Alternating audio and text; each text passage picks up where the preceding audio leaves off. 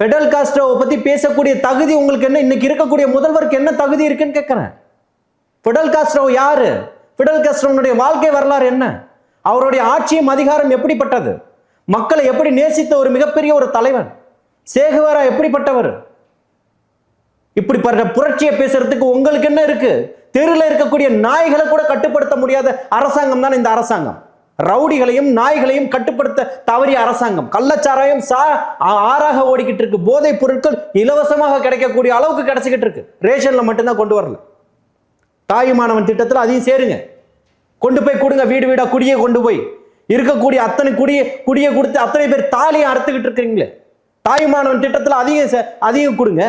24 மணி நேரம் குடி. இன்னைக்கு சுதந்திர தினம். எல்லா கடைகளையும் அடைச்சிருக்கு. நீங்க ஒரு நெறியாளரா சந்தேகம் இருந்தா என்னோட வாங்க. எங்கெல்லாம் டாஸ்மாக்குகள் இருக்கோ அங்கெல்லாம் இப்ப சரக்கு கிடைக்கும். அதிகப்படியான விலையில, 2 மடங்கு விலையிலயோ கிடைக்கும்.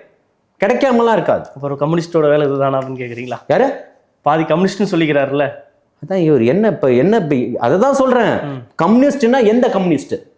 சாம்சங் தொழிலாளர்கள் போராடும் போது அவர்களை தடியடி நடத்தி தீபாவளி பண்டிகையில கொட்டக்கூடிய மலையில உட்கார்ந்துகிட்டு இருந்தால நம்ம புள்ள போயிருக்கான்னு அவனை ஓட ஓட காவல்துறையை வச்சு தடியடி நடத்தினீங்களே, அந்த கம்யூனிஸ்டா?